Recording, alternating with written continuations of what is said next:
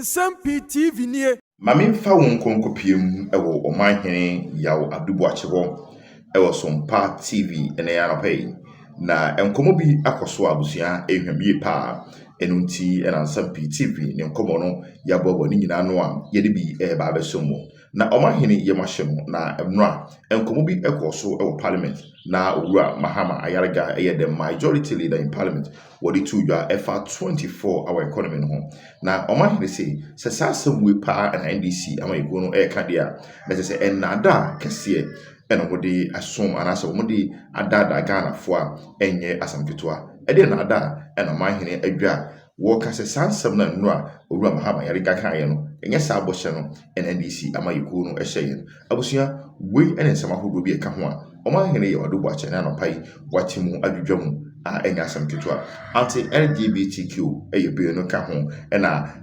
operation recover all loot to say be bia ade na kodu no ho nkomo nyina esoso eka ho abusua kame ho na ena nopai memfa wo mohwi ne kokopiem o Nsem-Pii FM na enkomo a ese efata se wote no yemfa bi mra mesommo ne ba Nsem-Pii TV ensema hodwa eguponso no yebesan ene ye natifo ache ja Nsem-Pii odi tuja o say NDC government is a better implementer of free sh0cks and NHIS o ka se ba ku bi menim se no mo de ka ho a o se obi organ ha no o hwe animu se aban no betam sikado so po bi dia 24-hour economy a they will be disappointed. The government is going to give an enabling environment for the private sector to run 24-hour economy. And I'm saying, Yehu 24-hour economy. I've the enabling environment. Yehu. Yente Mahama Ayariga wo se eba se aban a otimi bo modern e wo free sh0cks national health insurance one yente no all the money and you can't do other initiatives for government because there are constraints in terms of financing, so you cut health insurance, you cut what do you call it, get fund. We uncapped them. And look at the amounts of monies that are going to fund healthcare delivery and the amount are going to fund free senior high schools. So I would insist that even if NPP started free sh0cks, I am saying that today NDC is a better implementer of free sh0cks. Even if National Health Insurance, as it is presently constituted, was started by President I'm saying that today, as it is being implemented, and this is a better implementer of national health insurance. Okay. Abanyoma Kensoso Kasabi, or say, Abai NDC, any flagship program, Abai no person or young Wajumano, Umundi Krata Bakusi or Parliament. The government has failed to provide Parliament with documents on its flagship programs. Afenyo Makin. Ostensibly, it will be recalled that since the swearing in, Parliament has approved billions of Ghana cedis for various ministries, ostensibly to execute programs. Mr. President has gone ahead to launch these programs at various events across the country. Sadly, to date, none of the programs has been presented to Parliament to enable us properly commence the task of oversight.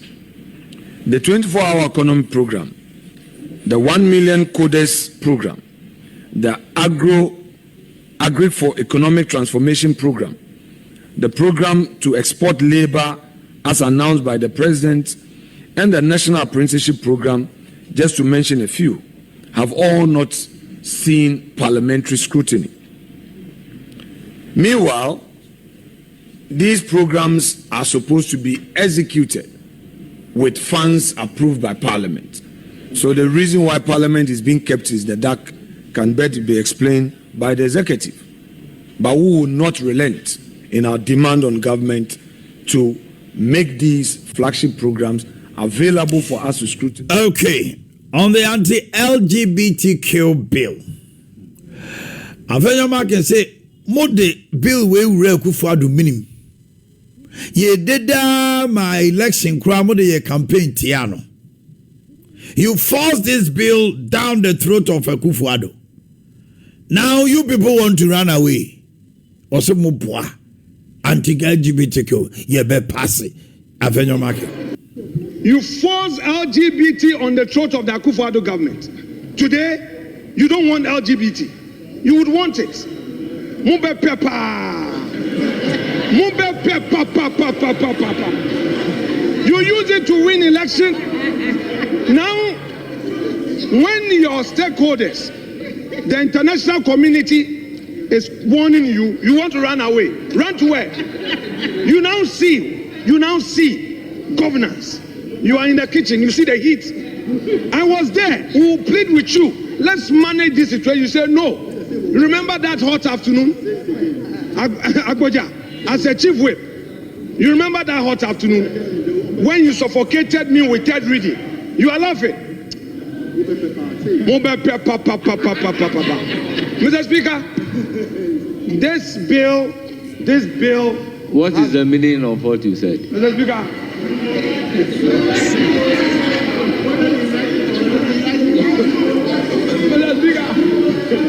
Mr. Speaker. Sometimes when I look at majority leader, it's not easy. Mr. Speaker, what I'm trying to tell them is that, you see, when they were in opposition, they forced this bill on us. Even when it was in court, they say the bill must be signed into law. We heard President Mahama, His Excellency. He said, "Oh, the bill, he's seen it, but he's referring it to the Attorney General." Days ahead of us. The government is to conduct a value for money audit on Buankra Inland Port. Dr. Dominic Ayine. I want to give two examples. In the case of the Buankra Integrated Inland Logistics Terminal, the report has been returned to my office. We have done our reading of the report and analysis of it, and we've come to the conclusion that there is a need for us to have a value for money audit, because that is the only way by which will determine the extent to which there was malfeasance relating to the finances of the project. But so far, nothing has been discovered that should, cause us to take action in court in terms of criminality.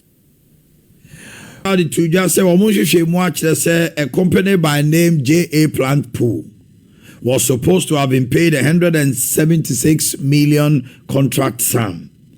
We are seeing $2 million be abetoso. Just say Plant Pool has been overpaid $2 million extra. Yentino. Project, which is DRIP. We did the investigation. The preliminary report was returned to my office. I studied it. I gave directions as to what to do, and the investigators have went back to do their work, and they came back with a report that I can tell you has, pinpointed certain acts of malfeasance that we are working on. So, for instance, in the case of DRIP, they were overpaid. That is, JA Plant Pool was overpaid by $2 million. The contract sum was $176 million United States of American dollars. On the face of the contract, that is the sum that was stated. When we examined the invoices of payments, it was $178 million that was paid. So right away, there was a difference of $2 million. So we asked that $2 million be paid back by JA Plant Pool. We also realized that 190 pieces of equipment were added and cleared without payment of tax. In other words, they were added to the list as if they were tax exempt. I asked the investigators to go back, look at the HS code, and for those of you, HS code is a harmonized code that the customs officers use to determine the classification and taxes applicable to goods. When they did the analysis following the HS code, it came out 38.7 million Ghana cedis of taxes were evaded. So in respect of the two sums, that is the $2 million, JFH Plant Pool has been asked, we have made a demand on them to pay that money. Then when it comes to the taxes, we have asked GRA, because under the tax laws, it is GRA that can make a demand for the payment of the taxes. So we've asked that GRA should make a demand for the 38.7 million. Now that is our investigators' assessment. Okay. The former Buffer Stock boss and wife have been charged with stealing, conspiracy to steal, willfully causing financial loss to the state, using public office for profit.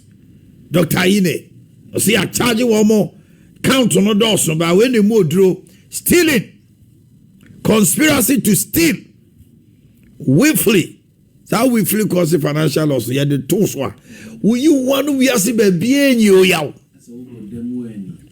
Yenti, Aine. Orchestrated the transfer of 78,980,080. Mr. Abdul Wahab, in concert with Richard Samasanti and Bismarck Usubuachi, orchestrated the transfer of 78,269,084 Ghana cedis and 4 pesos from the bank accounts of Buffer Stock Company to a private company linked to Hanan Abdul Wahab, his wife, and staff for Buffer Stock at Republic Bank and EcoBank. We have decided to charge Mr. Hanan Abdul Wahab and his wife, Faiza Seydou Wuni, with stealing, conspiracy to steal, causing financial loss to the state, using public office for profit, obtaining public property by false statements. Oh no, say the year bags a Bruce sister no. Na the year bag does a fall away. It won't mean toss our bag. A man also there. Obit me back. Cases by the Attorney General are false and damaging. Former CEO Abdul Wahab, Hanan Aludiba, or said the Omodi Atunu Sunya, false and damaging. Ombesom Funtus official. Ombesom good animasi. Asama, Womo Kenya nim. No obesia more court. Osabari Maya retinadu otosumi enusimo nyumakunya. Kade mai nyumakunya. Yo kenani. Me yo this year. You be a finne. E bi oba fe bibia.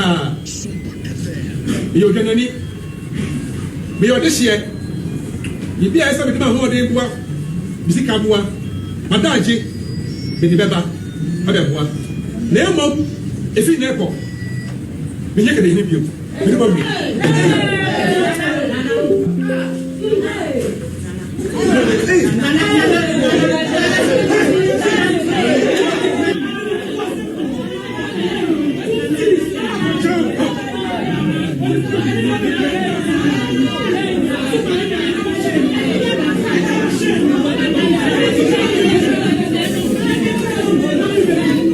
Yes, so Omanhene Edin na moden nisika ni nimdie wa boa kadema ye niema bebre still and that way so aye we man son tokwa na wose monyima kunya who so aye dey eti di obetima di akunya no mo fama no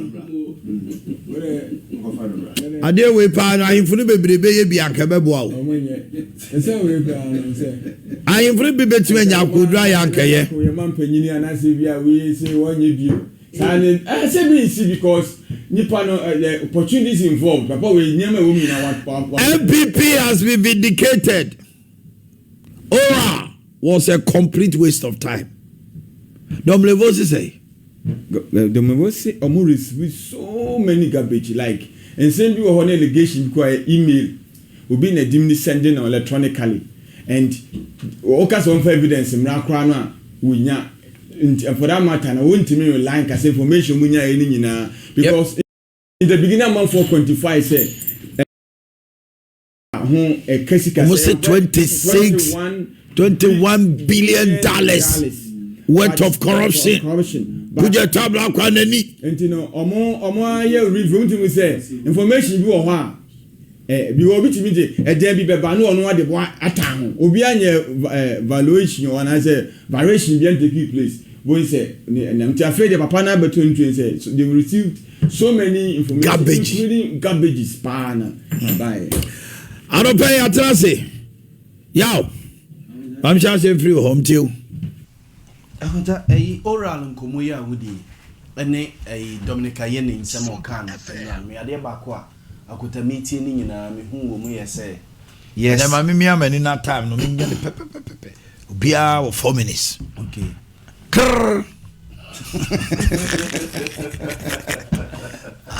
mo biantra ahota NDC ewo asudie NDC aban no ene mampede John Dramani Mahama wa asudie da no so say approve kire Ghana for say truly MPP for akromfo agota what say because of kasa ne campaign omo yes MPP for abokro no omu wi oman no Canada Japan they are stealing like there's no tomorrow yen de ne wan nyina no omo de campaign and Ghana for eto abade ma wo mo enti e wo se NDC aban e prove kire Ghana for se no kra de ehu no abonte e ka kire mo se egrofo we akromfo no sa nete ejakota in the coming days se ne papa ne kan se aka de o se aka baku aka sky train ne ho sky train ni na wo de beba no akota be ye series sa e bi kura akota ye kan ye ken e be court enkusi aga.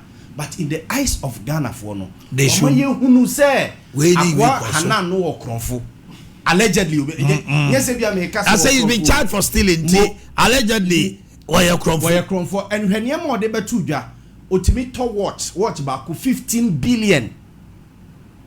Hanan ya can was Attorney General and some can make more evidence for the listener too. Ultimate watch back 15 billion. Old Ghana cities you or top bag man yere a friend say a big cry 1 billion, it be a 2 billion.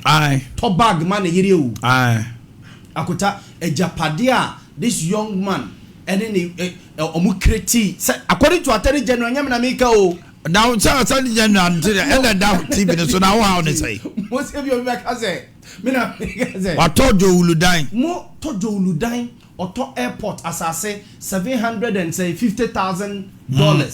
Auto a 3-bedroom house or cantonment. Our cantonment. 5-bedroom house. Our chain homes. Oh, chain homes. Chain homes are dying. 1.6 million. 1.6 and dollars. Yes.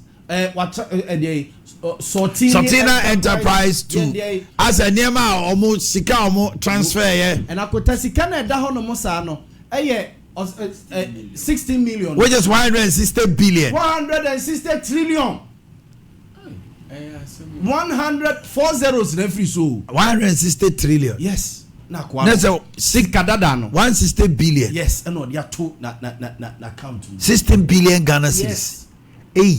Akota Sortini Enterprise to the Akwani Enterprise. Now it's a way now you some fictitious companies that were created. It's Akota the Attorney General and NDC. That's what he's alleged. Asudie yes. Asudie domoso and sani ama we nyina bia ne say. Ene Hanani. No Akota was obusa say ne Hanani. Yes we to hotel bu Tamale.